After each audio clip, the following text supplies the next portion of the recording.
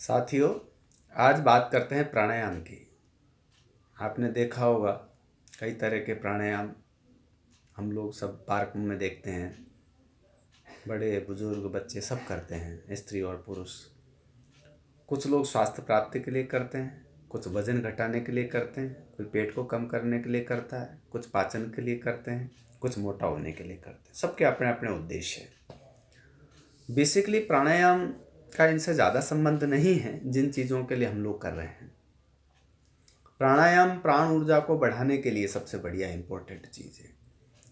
तो हमारे बॉडी के अंदर 5 प्राण होते हैं, 5 उप प्राण होते हैं, यानी मेन 5 प्राण होते हैं जिसमें प्राण, अपान, उदान, व्यान, समान।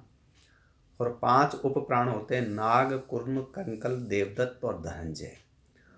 तो ये 10 प्राणों का हमारा जो शरीर है, जैसे हम लोग कहते हैं प्राण निकल नहीं रहे हैं, और प्राण हवा के साथ निकल जाते हैं, इसलिए हवा के साथ तैरती हुई कोई चीज़ है तो वो है प्राण। और प्राण से हमारा जीवन चलता है। तो इन प्राणों को सक्षम बनाएं, प्राणों को हम लोग अच्छा बनाएं। तो सबसे ज़्यादा प्राणों के लिए आवश्यक है हवा, वायु। वायु का भी हमने डिवाइडेशन किया है। तो अब वायु का हम लोग कहते हैं कि शुद्ध वायु। फिर कहने लगे हम ऑक्सीजन लेते हैं, कार्बन डाइऑक्साइड छोड़ते हैं। तो ये सब चीज़ें हमारे रोज़मर्रा की चीज़ों में सम्मिलित हो गई है। अब हम ऑक्सीजन लेते हैं कि कार्बन डाइऑक्साइड छोड़ते हैं, ये तो हमको पता नहीं। लेकिन हम हवा लेते हैं, हवा को छोड़ते हैं, ये तो हम सबको पता है। वायुमंडल का भी हमने केमिकल रिएक्शन देखे हैं कि 72% नाइट्रोजन होते हैं, 20-22% ऑक्सीजन होती है, बाकी की अन्य गैस होती है। ये आंकड़े बहुत पुराने हैं, हमारे दादाजी से लेकर के पिताजी ने और हमने आज तक ये आंकड़े पढ़े हैं। चेंज हुए हैं नहीं हुए हमको पता नहीं अभी कितना हुआ है। लेकिन हमको ये मान के चलना है कि हम जो प्राण ऊर्जा को बढ़ाने के लिए प्राण जो ले रहे हैं, हवा जो ले रहे हैं, वो शुद्ध होनी चाहिए। तो कुछ चीज़ें हमारे शास्त्रों में लिखी कि जैसे प्राणायाम करें, शुद्ध हवा का सेवन करें। तो सबसे बढ़िया शुद्ध हवा कहाँ की होती है? जहाँ जल प्रपात होता है, जैसे आप झरने देखते हैं ऊपर से जो गिरते हैं, उसकी जो हवा आती है भुनी भुनी खुशबू के साथ में, वो हमारे प्राणों को, ऊर्जाओं को अच्छा बनाती है, यानी सुगंधित हवा। तो हम लोग ज़्यादातर शुद्ध हवा यानी एटमॉस्फेयर खुला हुआ हो, पेड़ पौधे हों, जल प्रपात हो, जल के साथ सतही से जो निकल कर के आती है वो हवा। इसलिए बहुत से समुद्र के तट पर, झील का किनारा, तालाब हो, नदी, पोखर, झरने, वहाँ ज़्यादा प्राणायाम को लाभ मिलता है, यानी हमारे शरीर में ज़्यादा काम करता है। अगर वो ये सब सुविधाएं नहीं हैं तो जहाँ हमारे सिर से ऊपर के वृक्ष हों, वहाँ बैठ कर के हम प्राणायाम करेंगे तो बहुत ज़्यादा लाभ करेगा। और अगर कहीं कुछ नहीं हो तो छत पर बैठें, खुली हवा में बैठें और खुली हवा के साथ प्राणायाम करेंगे तो वो भी बहुत अच्छा लाभ करेंगे। तो हम लोग प्राणायाम में आज बात करते हैं ऐसे प्राणायाम की जो शरीर में विष तत्वों को बाहर निकाले।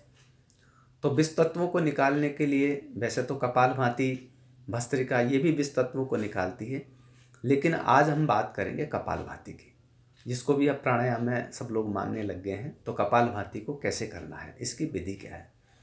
देखिए, कपालभाति बेसिकली ये दिमाग का जो खेल है, यानी कपाल यानी जो सिर है, खोपड़ी है, भाल, जिससे दैदीप्यमान हो, कपालभाति। कपालभाति, ये जो दैदीप्यमान चेहरा है, दैदीप्यमान जो हमारा मुखड़ा है, इसका जो चमकता हुआ भाल है, जिसको हम ललाट कहते हैं, वो चमकता हुआ हो, वो किससे होगा? वो कपालभाति से होगा। तो कपालभाति के लिए पहले तो कुछ नियम कानून कायदे आप समझ लीजिए। एक तो भूखा पेट होना चाहिए, धूप नहीं होनी चाहिए, बिल्कुल छाँव होनी चाहिए। इसलिए सूर्य उदय के साथ में इस प्राणायाम को कर लेना चाहिए। बहुत से लोग एसी चला करके, कूलर चला करके, पंखे के साथ बैठ करके करते हैं, शीतल हवा नहीं होती है, लेकिन खिड़की खोल के करते हैं। ये ठीक है, लेकिन उतना ठीक नहीं है जितना होना चाहिए। इसलिए उस लाभ मिलने की कैपेसिटी है, जैसे कुछ पढ़ते हैं तो 90% वाला है, 33% वाला है, पास तो दोनों ही हैं, लेकिन कैटेगरी का थोड़ा सा फर्क पड़ रहा है जो आप समझ रहे हैं। तो ओपन एरिया हो, जिनको हार्ट की तकलीफ़ है, जिनको पेसमेकर लगा हुआ है, स्टंट लगे हुए हैं, जिनके अल्सर हैं, पेट में छाले हो रहे हैं, ब्लड आ रहा है लेटरिन में, हाइपरटेंशन रहता है, बहुत ज़्यादा बीपी बढ़ा हो रहता है, वो समझदारी और सावधानी के साथ करें। जिनको हर्निया हो रहा है, अपेंडिसाइटिस हो रहा है, यानी ऐसी टिपिकल और क्रिटिकल बीमारियों जिनसे पीड़ित है, परेशान है, दुखी है, वो इनको भी थोड़ा सा चिकित्सक की गाइडेंस में करें, या कम समय के लिए करें या धीरे धीरे करें। तो एक तो खुली जगह हो, शांति हो, दिमाग में मन में बेचैनी नहीं हो, और हवाओं का थोड़ा सा ध्यान रखें, शुद्ध हवा, क्योंकि हवाएं बिगाड़ देती हैं आदमी को। इसलिए जैसे कहते हैं ना, किसी को गलत हवा लग जाती है, तो आप गलत हवा का यूज़ करेंगे तो बीड़ी सिगरेट चिलम गांजे, इसमें क्या होता है, धुआं ही तो है, ये हवा ही तो है जो गलत आ रही है। और अगर खुशबूदार पेड़ पौधे हों, भिने भिने फूल रखे हुए हों, तो उसकी खुशबू, उसका आनंद, इत्र का आनंद कुछ अलग ही है। लेकिन हम लोग अब सात्विक प्राणायाम की बात करें, तो सात्विक प्राणायाम करने के लिए हमको क्या करना है, कपड़े कम से कम पहने, मैंने इसलिए कपड़े खोल दिए हैं